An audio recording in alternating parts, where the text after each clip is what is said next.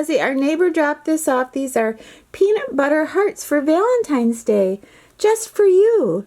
Desi, I have to ask you a question. If I give you this Valentine's Day heart, will you be my Valentine? Will you think about it? Look at that. Isn't that nice? Yeah, look at that. A whole Valentine just for you. Well, look at that. Somebody put together that big puzzle and then they framed it. It's beautiful. They probably loved every second they spent putting this beautiful puzzle together. And the end result probably represented something that they wanted so badly in their life. Somewhere peaceful. Another time, another place, another way to live. Dedicated to the victory of Italy, which I always consider my Aunt Lena's spaghetti sauce. Oh, I love that. Isn't that beautiful? Those beautiful, delicate flowers. It's framed so pretty. I've never seen that. That's by Cheri Blum. I was 12 years old when I first read Gone with the Wind. I fell madly in love with Rhett Butler. And I remember thinking, we always fall in love with things we can't have.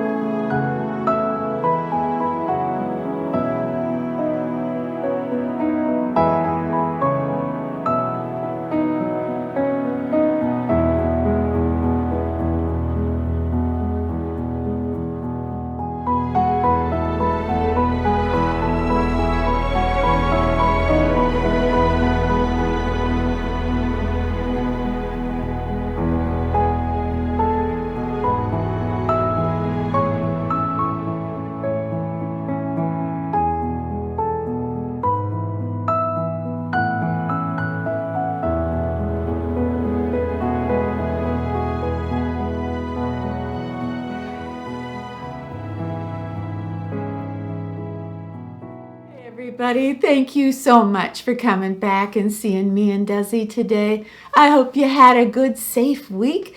And, well, I went to the thrift store. In fact, I went to 3 of them. And my goal was to find something beautiful. I have a real pretty glass plant stand, and I strung lights up and down the plant stand, and I wanted some glass to reflect the lights. So that's what I was looking for. So I want to show you what I found, what I bought, and where I put it, you know, like a little apartment tour. And then at the end of the video, I wanted to have a heart-to-heart talk with you about a quote. If you love something, it's not enough just to love it. You have to take care of it. And I wanted to address a little bit of blowback that I have gotten the last couple weeks about what's going on in my life. So I hope you'll stay till the end of the video. You usually do, and we have the most wonderful talks. You mean so much to me, so I don't want to get mushy on you, but let's go to the thrift store. Oh, wow. The neighbor who hates me, his birthday is coming up. This would be perfect.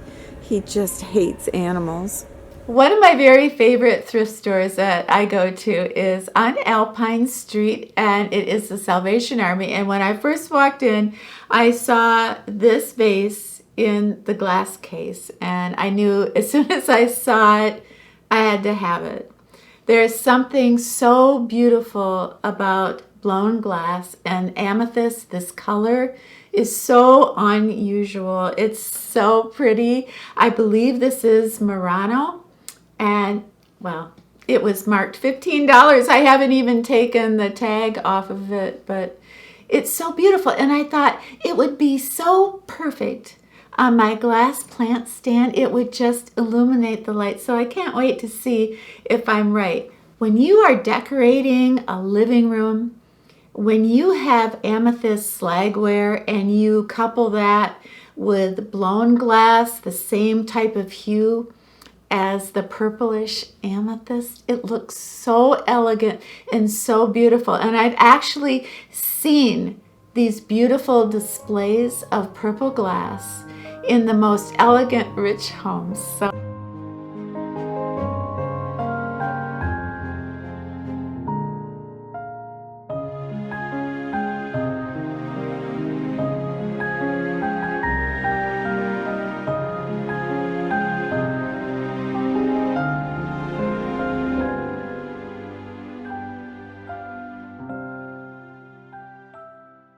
grandparents collected art from Japan.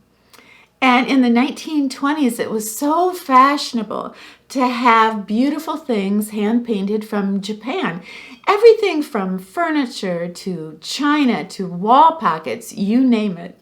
When I walked in and I saw this beautiful hand painted bowl and this amazing, I think this wall pocket is over 100 years old, but they were together and I died. I couldn't believe it, and the prices were amazing. This bowl is so pretty, it's so heavy, it's in perfect condition, and it's the color orange. And studies have shown, and I'll link the studies below, but orange is the #1 color that helps us human beings snap out of grief or depression or sadness. So I like to surround myself with orange. And I've always wondered, I meet so many people who say their very favorite time of year is fall. And I've often wondered, because orange is such a huge part of the ambiance of fall, I've wondered if maybe it isn't just orange that makes us love fall so much. Isn't that beautiful? That is so beautiful. That is hand painted. It's exquisite. I just love it. Gosh, you don't see that every day.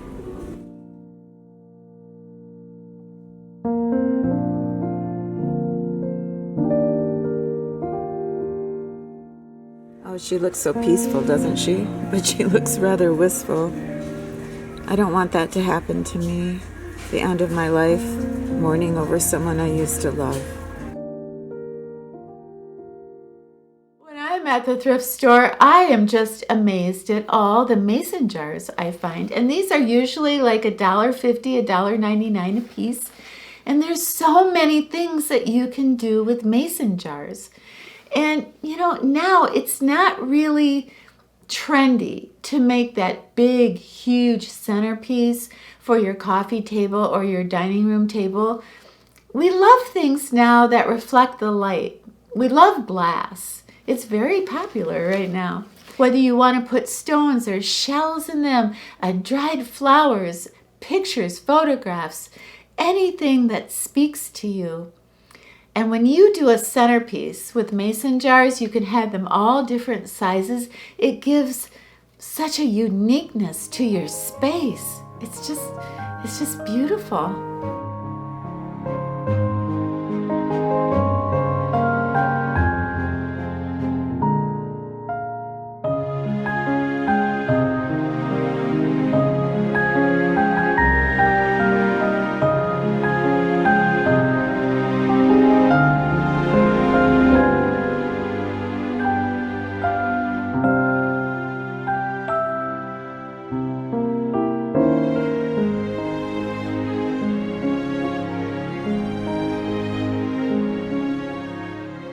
I love that. I don't spend a lot of money on clothes. I find so many brand new, beautiful things at the thrift store. I love this bracelet. This is like an Aztec bracelet. I have 3 of these, and I picked them up at the thrift store, and I'm not too proud to buy some of my jewelry and my clothes at the thrift store. Most of my clothes that I pick up at thrift stores are either vintage or brand new. So I'm very proud to have kind of a snazzy wardrobe, and I hardly spend anything. So when I go someplace, I feel like I look pretty good. Anyway, I want to show you some of the things that I picked up. I got 3 jackets and I got 4 tunics. I think most of them are either vintage or brand new. But this is by Don Castor. This blazer is all silk. And it's like a silk tweed. Oh, I could never afford a jacket like this. There's an old movie called Breakfast at Tiffany's, and I always loved that movie. And Audrey Hepburn always has these like beautiful 60s vintage jackets with fur collars. And when I saw this jacket at the thrift store, I had to have it. It's by Pursuits. It's over the top. I know, it's so over the top, but I love it. And I thought maybe I would slip it on and show you what it looks like. And the next time I go to the symphony, I'm wearing it. Yes, I am.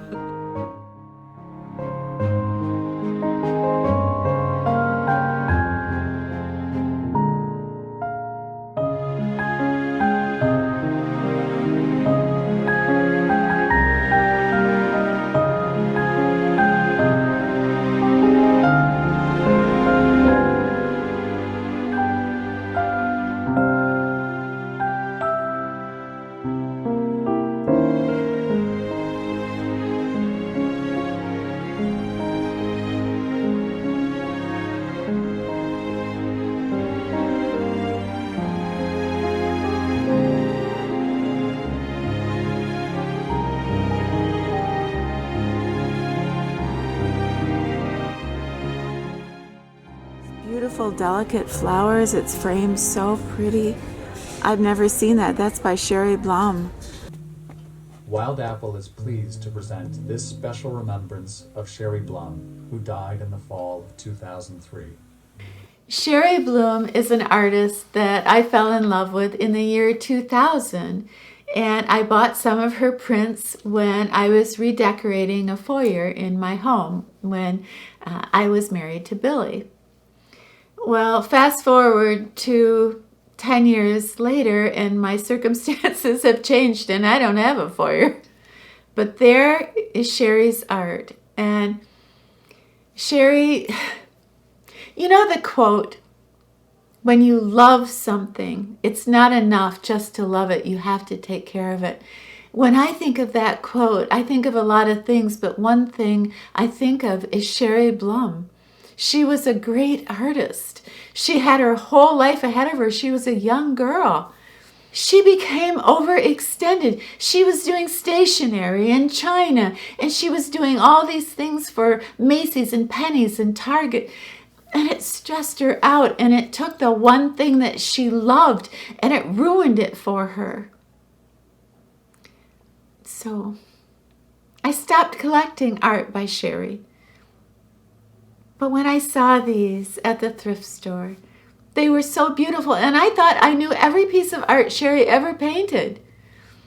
But these two I had never seen before, so I was really happy to get them, and I also took it as maybe a sign.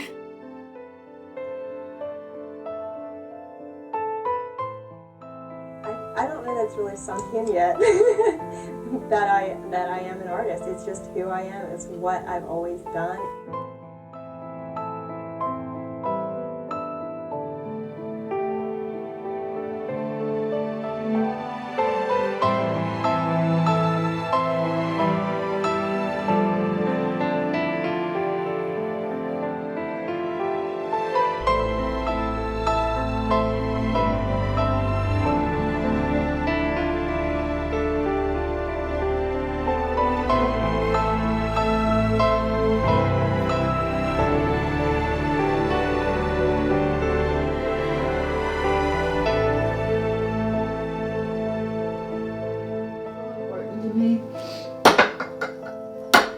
That I don't cry. This is a lovely city that I live in.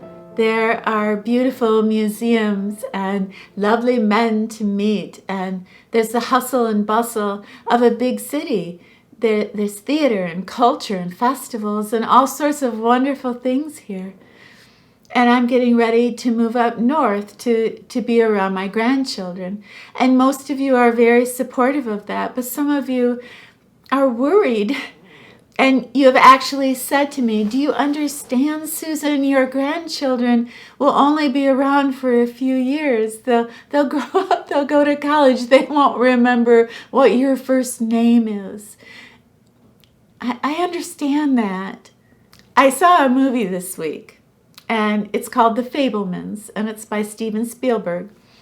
And I couldn't wait to see the movie. I thought it would be all about cameras and lighting and how he was inspired to be a famous director and a wonderful storyteller. But no, no, it's really a movie about his mom.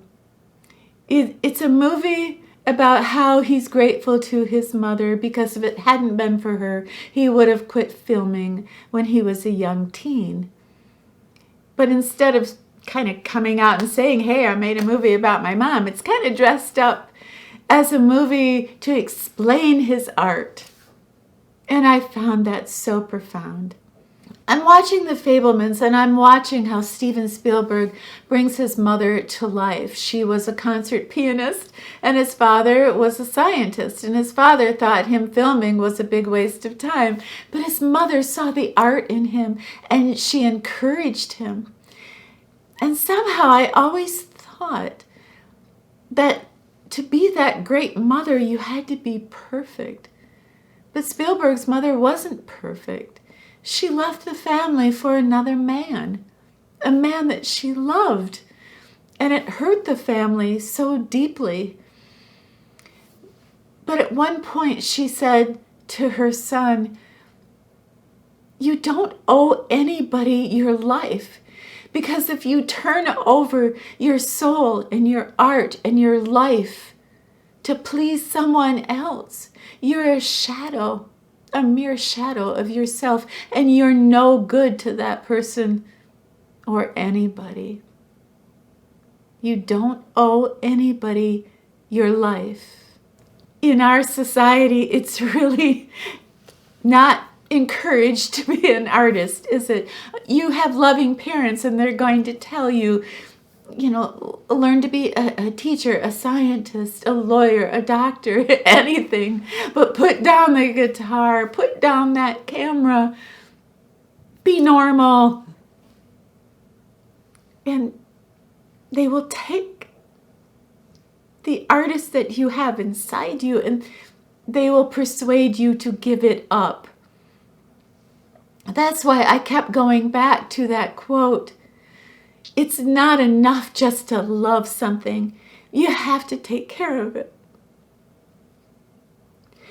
When I see my grandson at 4 years old making little movies and not having anyone around him who could nurture that who could really nurture that artist in him, I have to go. I have to pack my bags. I gotta go.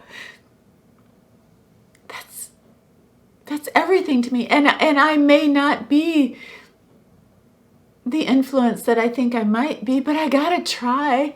Without my grandfather, I wouldn't have had a piano. I wouldn't have had cameras. My best videos are not behind me. My best videos are ahead of me. I'm going to learn my craft. I'm going to film things I never dreamed I could film. And I want my family around me. And I want little Wyatt around me. I want to see what he films. It's okay to love something. And sometimes being an artist is hard. And the people around you sometimes are constantly disappointed because you can't love them enough or give them enough attention because your head is always in the clouds. But in the end, you don't owe anything or anybody your life. When I think about us here, the age we are, there's so many people telling us how much time we have left. Pack it up, do the death cleaning, right? Life is just starting for us, all the wisdom that we've acquired, the discipline, and the magic that we can tap into. I don't want to let that go. Yes, I'm going to miss my city, but I gotta go.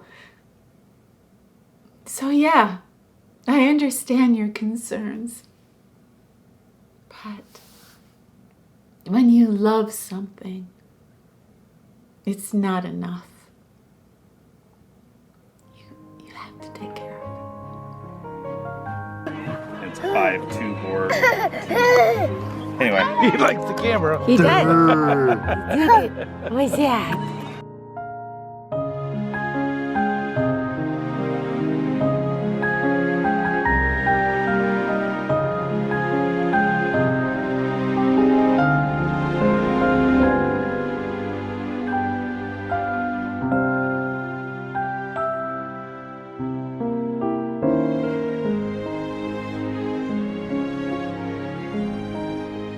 To be a mother or a grandmother or a great-grandmother to make a difference in someone's life.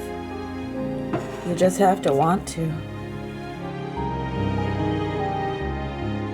Last week I got in so much trouble because I didn't have Desi in the video hardly at all. So I promise that won't happen again. Now don't come for me. Desi will be in the videos more often. Thank you so much for hanging out with us today. I loved every second of it. And down below, let me know just what's on your mind right now. I think sharing our lives is so important and so beautiful. Please have yourself a wonderful, happy, brand new week. And when you're done with your week, please come back and see me and Desi, okay? All right, that's the deal. We'll be here. Take time to make your soul happy. Do you think we don't do that enough? Or do we do it too much?